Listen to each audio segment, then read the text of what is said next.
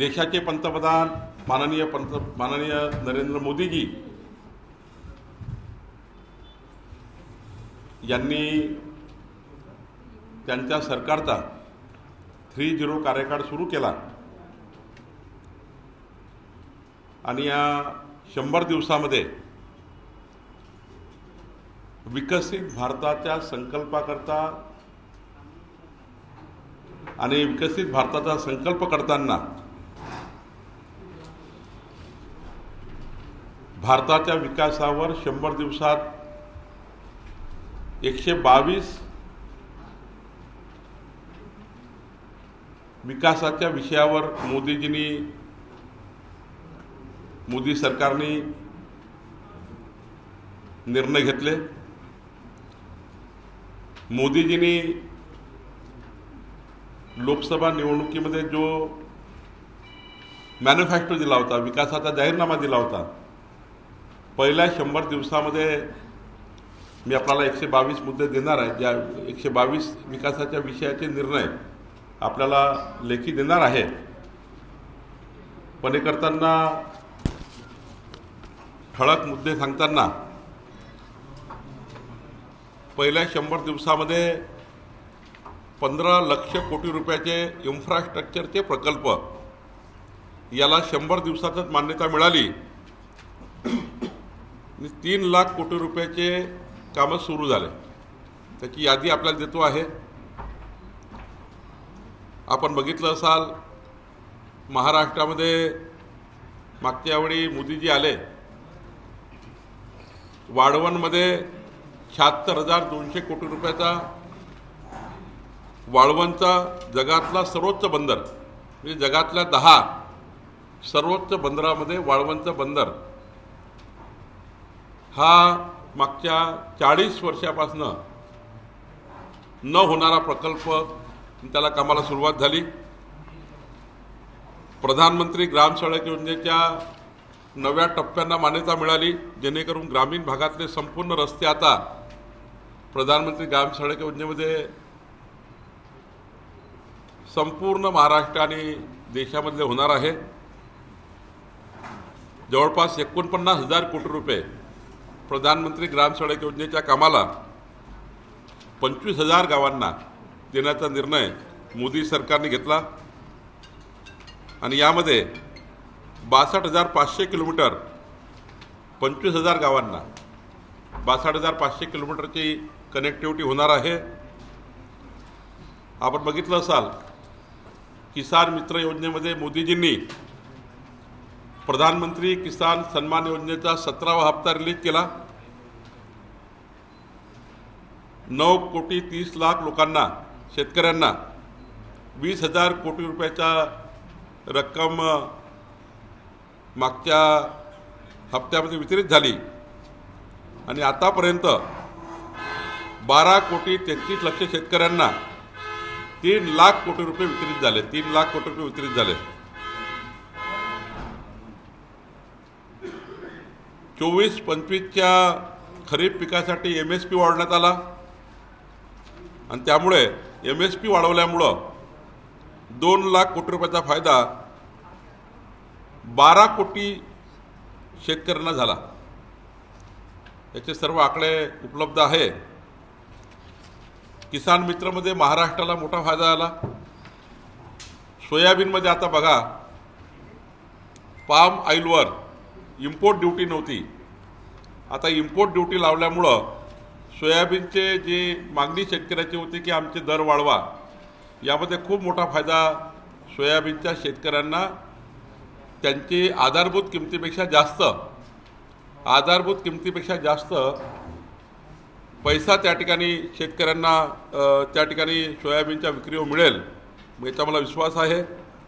बासमती चावलबद्दल सुद्धा मोठ्या प्रमाणावर शेतकऱ्यांना किमती वाढण्याकरता बासमती तांदळाचे याकरता निर्णय घेतले आणि कांदा उत्पादक शेतकरी जे मागच्या काळामध्ये खूप रोष होता कांदा उत्पादक शेतकऱ्यांचा, त्याबद्दलही मोठी त्या ठिकाणी आता शेतकऱ्यांच्या किमती वाढल्या, शेतकऱ्याच्या कांद्याच्या किमती वाढणार आहे। कर सवलत आपल्याला माहिती आहे की आता 7 लाख रुपयापर्यंत इन्कम टॅक्सला केंद्र सरकारने सूट दिली आहे आणि मोठा फायदा या ठिकाणी मध्यमवर्गीय लोकांनाही झाल्याचं आपल्याला दिसतं आहे. ईज ऑफ डुईंग बिझनेसमध्येही जवळपास 8 निर्णय केंद्र सरकारने घेतले. सशक्त तरुण योजनेमध्ये 2 लाख कोटी रुपयाच्या PM पॅकेज योजना तरुणामध्ये रोजगार आणि कौशल्य निर्माण करण्याचा करण्याकरता सशक्त तरुण योजना ही योजनेचंही काम सुरू झालं. आपण बघितलं असाल जसं महाराष्ट्रामध्ये मुख्यमंत्री माझी लाडली बहीण योजना आपल्या महाराष्ट्र सरकारने सुरू केली, त्याचप्रमाणे सशक्त नारी शक्तीमध्ये दीनदयाल अंत्योदय योजनेमध्ये 10 कोटीहून अधिक महिलांना त्यातलं एकत्रित करून त्यांच्या उपजीविकेकरता डिजिटल साक्षरता असेल, सामाजिक विकास असेल, 90 लाखावरनं अधिक बचत गटांना त्या ठिकाणी एकत्रित करून रोजगार निर्मिती करण्याची योजना तयार करण्यात आली आहे. आणि आता बघितलं तुम्ही जळगावमध्ये 1.5 लाख आमच्या बहिणी त्या कार्यक्रमाला होत्या. लखपती दीदी म्हणजे 3 कोटी महिलांना लखपती दीदी करण्याचं उद्दिष्ट, त्यामध्ये महाराष्ट्राला मोठा लाभ केंद्र सरकारकडे झाला. OBC मागासवर्गीय अनुसूचित जमाती या समाजाकरताही जे पिछडा वर्ग आहे या समाजाच्या विकासाकरता माननीय मोदी सरकारने मागच्या 10 वर्षात जर देश पुढे नेलात, पण या 100 दिवसामध्ये या ठिकाणी उन्नत ग्राम अभियानामध्ये म्हणजे बघा त्या ठिकाणी आदिवासी सामाजिक सुधारणा करण्याकरता उन्नत ग्राम अभियानामध्ये 63,000 अनुसूचित जमातीच्या गावांचा विकास, 63,000 अनुसूचित जमातीचे गावं, शेड्यूल ट्राईब गावं, 63,000 गावं यांच्याकरता मोठ्या प्रमाणावर आणि एका गावाकरता 5 कोटी या पद्धतीनं सुधारणा योजना तयार केली. विशेष अपंगत्वाची ओळखपत्र आणि त्यातून मग त्या अपंगांना संपूर्ण त्यांचा जीवनाचा आधार होईल असं योजना मोदी सरकारने तयार केली आहे. त्याचंही जवळपास 11 बाबीवर मी आपल्याला विवरण देणार आहे. सुलभ आरोग्य सेवेमध्ये 70 वर्ष त्याहून अधिक वयाच्या ज्येष्ठ नागरिकांना 5 लाखापर्यंत मोफत विमा याचे आता कार्ड सुरू झाले.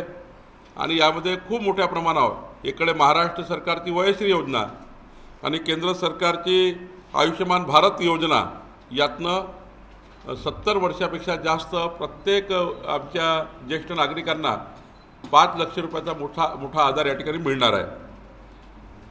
4.5 कोटी कुटुंबांना जवळपास 6 कोटी ज्येष्ठ नागरिकांना याची मदत होईल. 75,000 आपण बघितलं नवीन वैद्यकीय जागा वाढवण्यासाठी मोदी सरकारने निर्णय घेतला. असे जवळपास 12 निर्णय मोदी सरकारने घेतले आहे.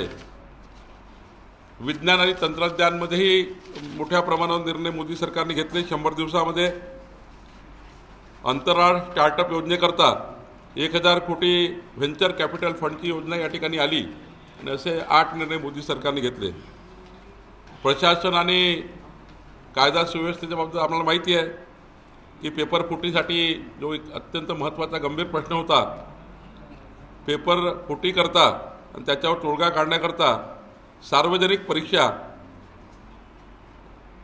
अयोग्य माध्यमाचे प्रतिबंधक कायदा 2024 म्हणजे पेपर फुटीकरता अत्यंत महत्त्वाचा निर्णय, कडक कायदा केंद्र सरकारने केला.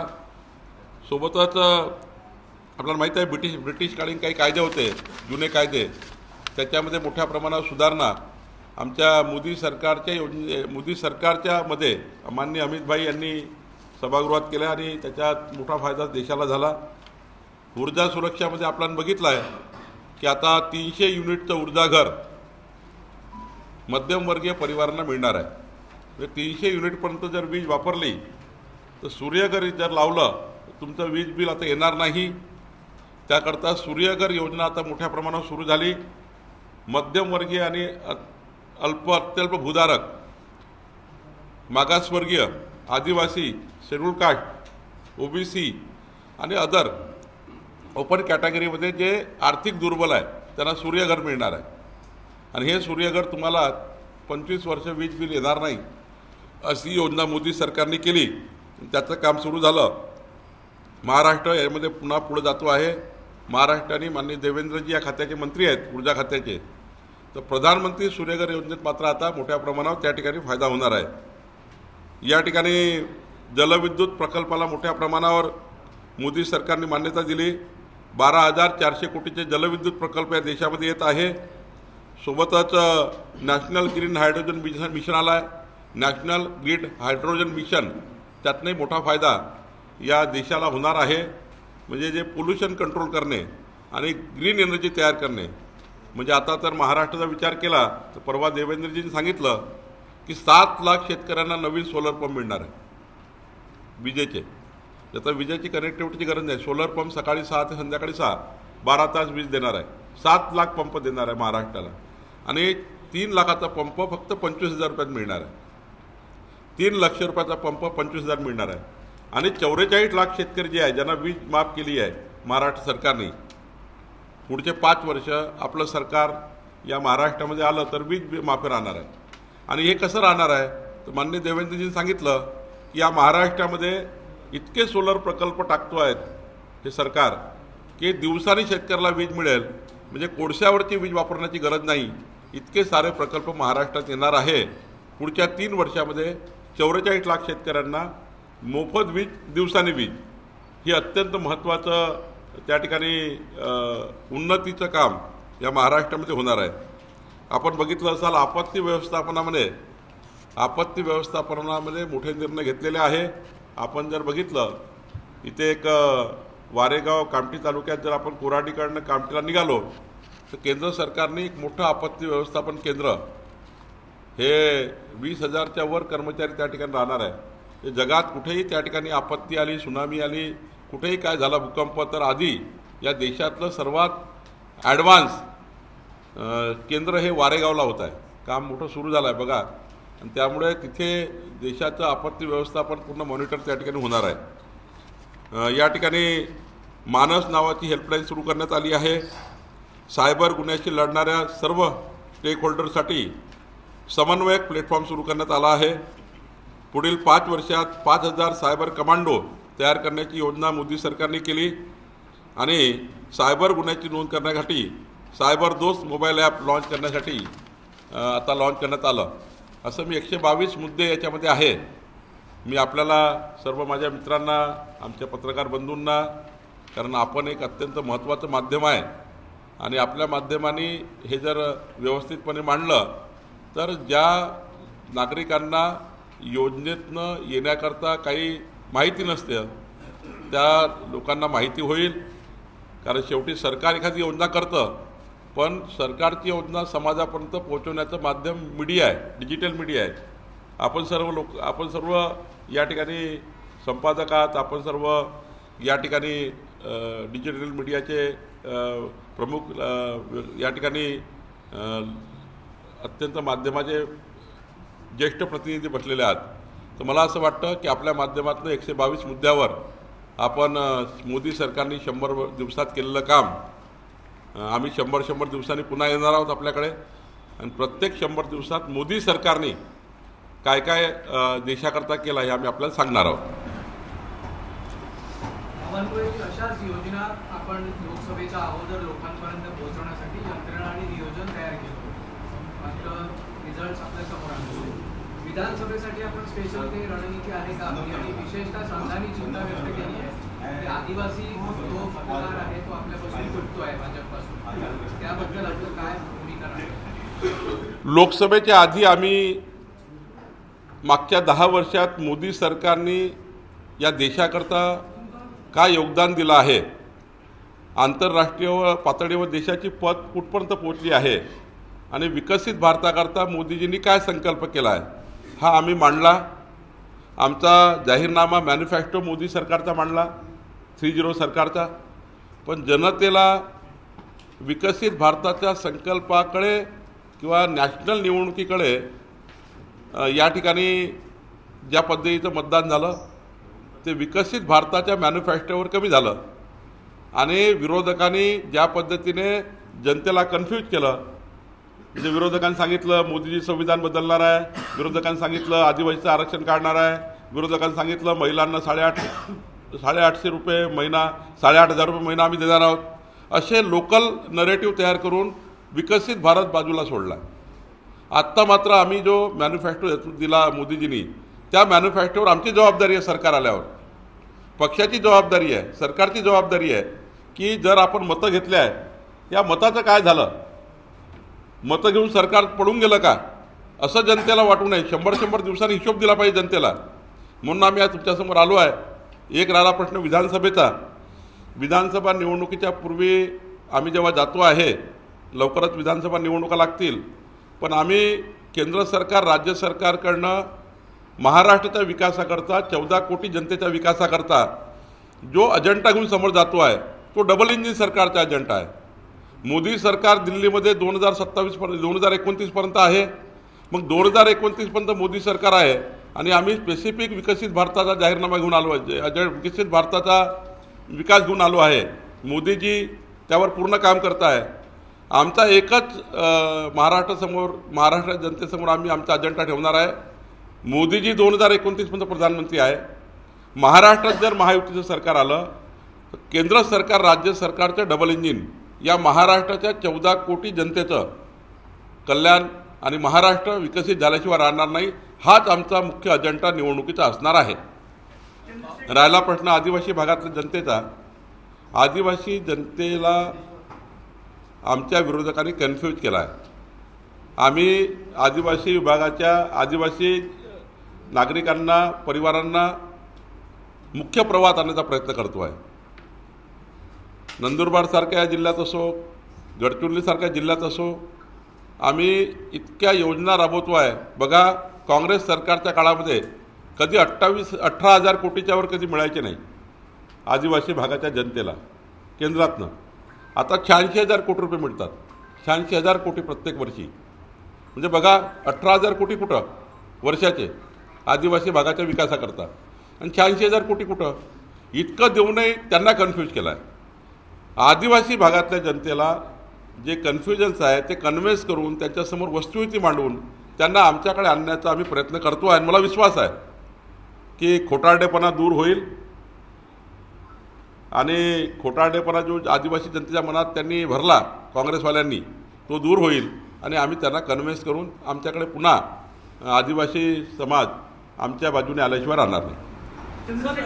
चंद्रशेखर जी, आपके पार्टी के राज्यसभा के सदस्य अनिल बोंडे जी, उन्होंने राहुल गांधी को कहा है कि उनकी जीप पे चटके देने चाहिए. आपके सहयोगी पार्टी के विधायक कहते हैं कि उनकी जीप काटनी चाहिए.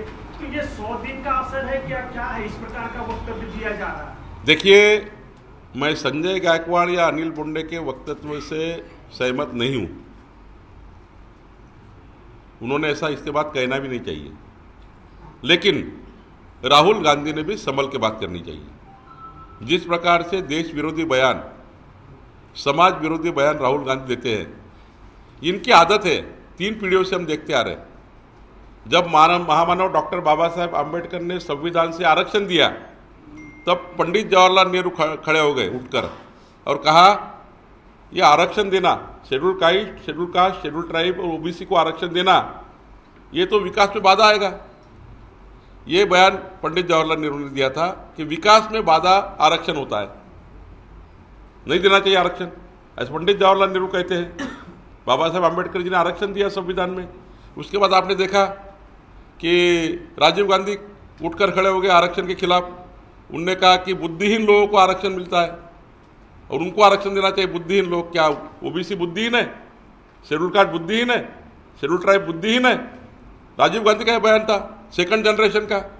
थर्ड जनरेशन राहुल गांधी कहती है अमेरिका में जाकर, अब हम आरक्षण हटा देंगे, आरक्षण नहीं चाहिए, और यही कहते हैं कि मोदी जी के खिलाफ चुनाव में झूठे बोलते हैं.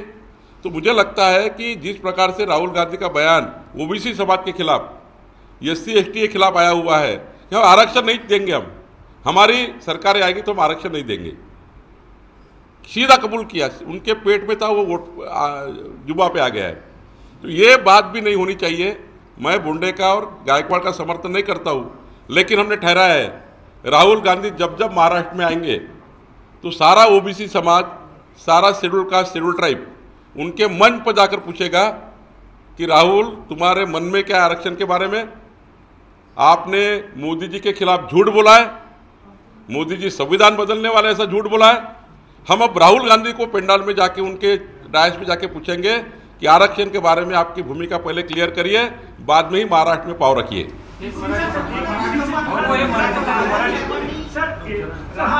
रामदास अठवले आपके पार्टी की सहयोगी पार्टी के सदस्य हैं, मंत्री हैं, उन्होंने कहा है कि राहुल गांधी का जो पासपोर्ट है विदेश में जाके बदनाम कर रहे हैं देश को, उनका पासपोर्ट रद्द कर देना चाहिए। देखिए, रामदास अठवले जी ने सोच समझकर बोला होगा, क्योंकि राहुल गांधी जब जब विदेश जाते हैं तो देश की बदनामी करते हैं। कभी वो देश के मूल ढांचा को हाथ लगाते हैं, आरक्षण पद्धति पे अमेरिका में जाके बात करते हैं, देश की अर्थव्यवस्था में बात करते हैं। आज बताइए, सारे विश्व के सारे देशों की हालत गंभीर है,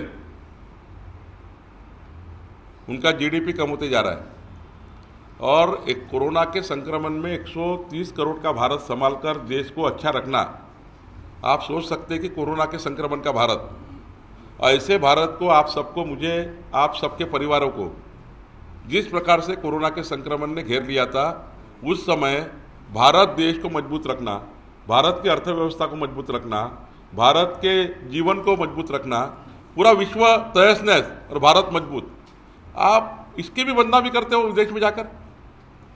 आपके जिभा पे है कि नहीं कुछ? कल अगर देश की बदनामी करोगे, सरकार तो आएगी जाएगी किसी की भी। कल समझो 2047 के बाद कांग्रेस पार्टी आती है, 2047 के बाद, तो वो अगर देश की बदनामी अभी से करके रखेंगे तो कौन आएंगे देश में?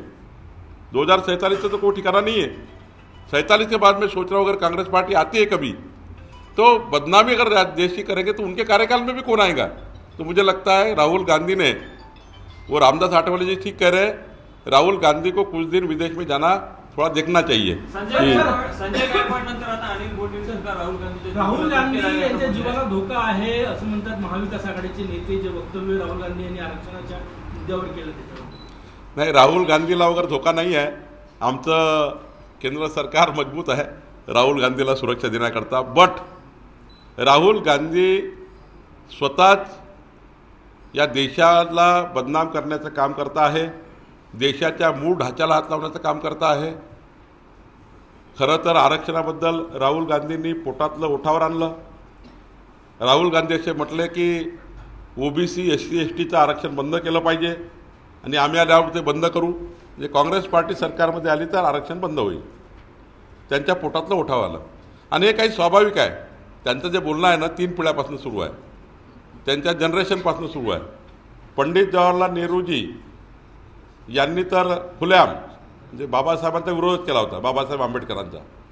बाबासाहेब आंबेडकरांनी संविधानाने आरक्षण दिलं SC ST ओबीसींना, आणि मग नेहरूजी असे म्हटले की बाबासाहेबांनी तर आरक्षण दिलं, पण आरक्षण हे विकासाला बाधा होतं, म्हणजे विकासाला बाधा आरक्षण होईल हे नेहरूजी म्हटले होते। त्यांची सेकंड जनरेशन आली राजीव गांधीची, त्यांनी म्हटलं की आरक्षण हे बुद्धिहीन लोकांना द्यावं लागतं, ज्याला बुद्धी नाही। म्हणजे आता SCला बुद्धी नाही, STला बुद्धी नाही, ओबीसीच्या लोकांना बुद्धी नाही, फक्त त्यांनाच बुद्धी आहे। आणि आता राहुल गांधी बोलले की आरक्षण बंद केलं पाहिजे। खरं तर आम्ही ठरवलं आहे, जीवाला वगैरे धोका होत नाही कुठे राहुल गांधीच्या, पण एक प्रश्न विचारणार आहे आम्ही त्यांच्या पेंडॉलमध्ये जाऊन। आमचा ओबीसी समाज, शेड्यूल कास्ट, शेड्यूल ट्राईब, आम्ही डायसवर जाऊन प्रश्न विचारू, आम्हाला अटक झाली चालेल, पण राहुल गांधी तुमची आरक्षणाबद्दल भूमिका स्पष्ट करा। तुम्ही अमेरिकेत स्पष्ट केली, जरा भारतात स्पष्ट करा। अमेरिकेत जाऊन बोलले, भारतात स्पष्ट करा की तुम्हाला SC STचा विरोध का, तुम्हाला ओबीसीचा विरोध का? राहुल गांधी SC STचा विरोध का करताय? कुठं आहे नाना पटोले? ओबीसीच्या गोष्टी करतात नाना पटोले। तुम्ही राहुल गांधीच्या स्टेटमेंटवर माफी मागणार आहे का? राहुल गांधीकडनं अपेक्षा नाही आहे, तुम्ही मागणार आहे का? तुम्ही त्या ठिकाणी आपल्या अध्यक्षपदाचा राजीनामा देणार आहे का? तुमचा नेता म्हणतो आरक्षण नको आहे, ओबीसीला आरक्षण द्यायचं नाही, आणि तुम्ही ओबीसीच्या गोष्टी करता. तिकडे मल्लिकार्जुन खळगे SC/ST समाजाला पुढे नेण्याच्या गोष्टी करता. खळगेंनी सांगितलं पाहिजे, मल्लिकार्जुन खळगेंनी, की राहुल गांधीच्या मताला ते मान्य आहेत का. खरं तर काँग्रेस पार्टीमध्ये प्रचंड SC/ST बद्दल विरोध आहे, OBC बद्दल विरोध आहे, आणि हे 3 पिढ्यापासून काँग्रेस विरोध दाखवतो आहे. महामानव डॉक्टर बाबासाहेब आंबेडकरांचा विचाराचा विरोध काँग्रेस पार्टी नेहमीच करतं. अशी एक काँग्रेस पार्टी आहे.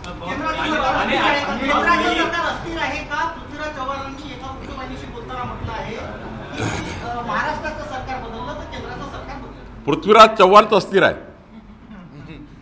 पृथ्वीराज चव्हाणच अस्थिर आहे त्यांच्या पार्टीमध्ये.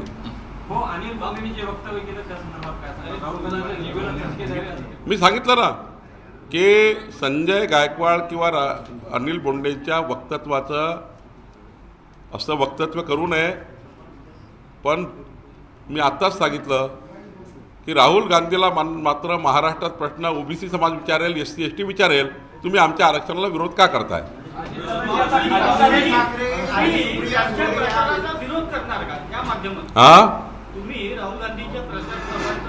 होय, राहुल गांधी जिकडे प्रचार सभेला येणार तिकडे OBC समाज, SC समाज आणि ST समाज या समाजाला तर माझी विनंती आहे, SC/ST OBCंना, की राहुल गांधीच्या सभावर बहिष्कार टाकला पाहिजे.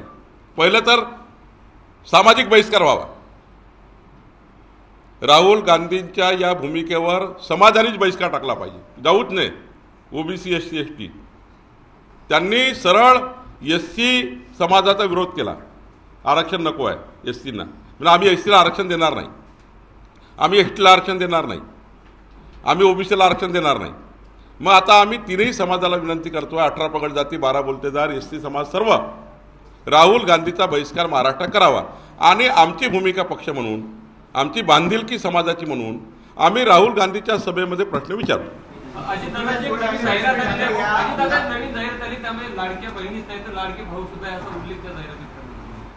आता बघा, लाडके भाऊ खूप मोठ्या प्रमाणावर त्या ठिकाणी सरकारने सोबत घेतले आहे. 44 लक्ष शेतकऱ्यांना वीज बिल माफी म्हणजे काय, लाडके भाऊ नाही आहे. 10,000 रुपये अप्रेंटिसच्या युवकांना, म्हणजे मोठ्या प्रमाणावर 10,000 रुपयामध्ये महिन्याचे 10,000 देऊन आपल्या युवकांना अप्रेंटिसचं ट्रेनिंग, आता विश्वकर्मा योजनेचा कॅम्प होतो आहे. हे जे लाभार्थी आहे हे कोण आहेत, लाडके भाऊ नाही आहे. शेतकऱ्यांना प्रधानमंत्री किसान योजनेचा लाभ म्हणजे कोण आहे, लाडके भाऊच आहे. जेवढ्या काही योजना या व्यक्ती म्हणून आहे ते लाडके भाऊ आहे. जेवढ्या काही योजना आमच्या बहिणी करतात ते लाडक्या बहिणी आहे. सिंपल आहे. सर बहुत अच्छी योजनाएं लगाई, लाडली बहन भाई, किसान और वो सीधा वगैरह. इसको लेकर देश का टैक्स पेयर जो है वो काफी नाराज है. उनका कहना है कि हमारे पैसों को जो है फ्री बढ़ता चला. देखिए, सारे टैक्स पेयर भाइयों से मेरा कहना है, जब ये पैसा किसानों के पास जाता है, जब ये पैसा मेरी लाडली बहना के पास जाता है, वो सारा पैसा मार्केट में आता है. मैं एक गांव में गया था, भूगांव में, परसों. वहाँ 450 बहनों को 1,500 रुपये मिले. 3,000 रुपये 2 महीने का मिला, अब और मिलने वाला है. वो सारे पैसे भूगांव के मार्केट में आए, तो चलन बढ़ा. ये पैसा कभी घर में रहता नहीं है, कोई डिपॉजिट नहीं करता है. कुछ महिलाओं ने तो इंश्योरेंस निकाले अपने परिवार के. तो ये पैसा कभी गरीब आदमी के, मध्यम वर्ग के घर में रहता नहीं. आप देखो, मध्यम वर्ग के व्यक्ति सारा पैसा उनको लग ही जाता है. ये पैसा आ जाके मार्केट में आता है, तो टैक्स पेयर को इसके अड़चन नहीं है, मुझे ऐसा लगता है. मुंबईला लिंक रोडवर ऑडिओ गाडीने रेसिंग करता करता ऍक्सिडेंट झाला, जसं मुंबईला झालेला आहे. हा प्रकार कधी आळा पडणार? मी यापूर्वी सांगितलं आहे तुम्हाला की पोलिसांच्या साऱ्या चौकशा खुल्या चालू आहे. आणि मी तुम्हाला वारंवार सांगतो, माझा काही म्हणणं नाही. मग परवाही मी सांगितलं, 2दा सांगितलं, मी कधीही याच्यावर पडत नाही. कारवाई जे व्हायची सर्वांना झाली पाहिजे.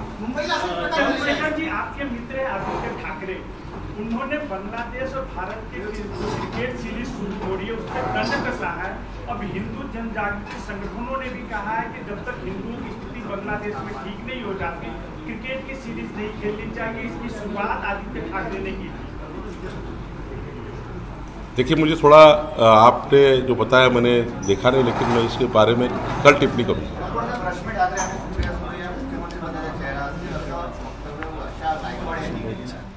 नाही, मला हे एवढं माहीत आहे, बाकी काही मला माहिती नाही, पण एवढं नक्की माहिती आहे की शरद पवार साहेबांना सुप्रियाताईंना मुख्यमंत्री करण्याचंच योजना तयार केली आहे.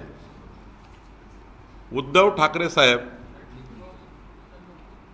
हे काँग्रेस समोर, शरद पवार समोर मुख्यमंत्री पदाचा कटोरा घेऊन फिरत आहेत. काँग्रेसमध्ये 8 मुख्यमंत्री महाराष्ट्रात फिरत आहेत. महाराष्ट्रात एकूण महाविकास आघाडीत 11 मुख्यमंत्री फिरत आहेत. एवढं मला माहिती आहे. पण पवार साहेबाची जिद्द आहे, काही झालं यावेळी काय ऐकायचं नाही, सुप्रियाजींना मुख्यमंत्री करायचं आहे. हे खरं आहे की माहीत नाही, पण मला माझी जी माहिती आहे ती फार अत्यंत चांगल्या सोर्सेसकडनं आहे.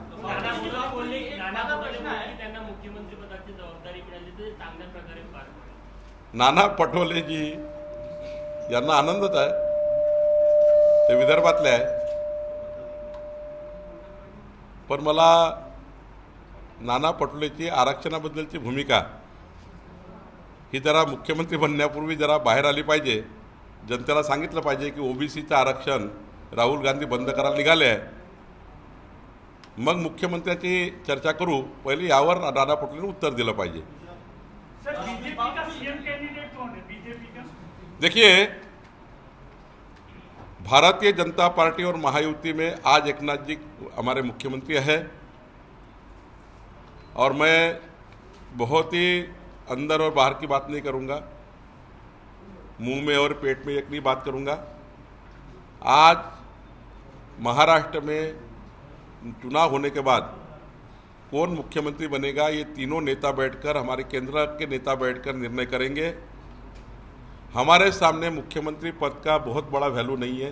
कौन मुख्यमंत्री बनेगा तो बनते रहेंगे मुख्यमंत्री.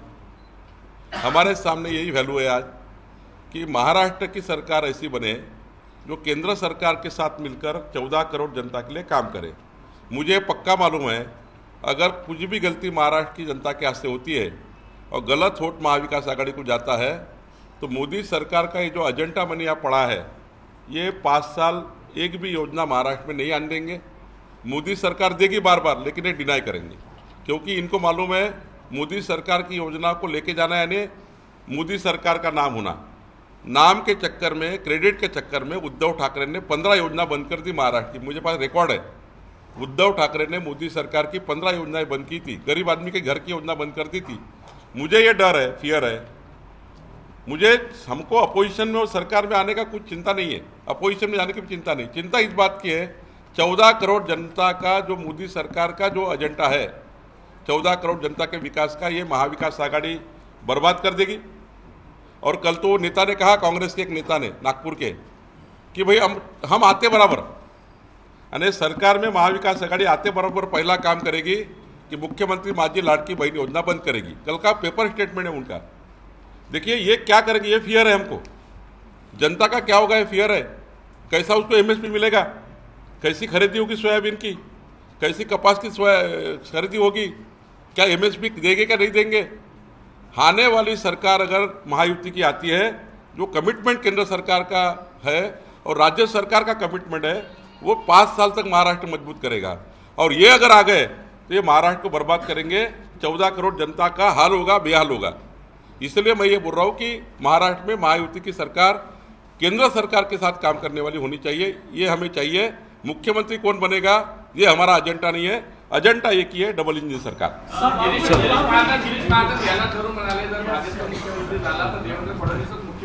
सिंपल आणि सोपा आहे. महाराष्ट्राचे भारतीय जनता पार्टीचे नेते देवेंद्रजी आहे आणि ते स्वाभाविक आहे. एबीपी माझा, उघडा डोळे बघा नीट.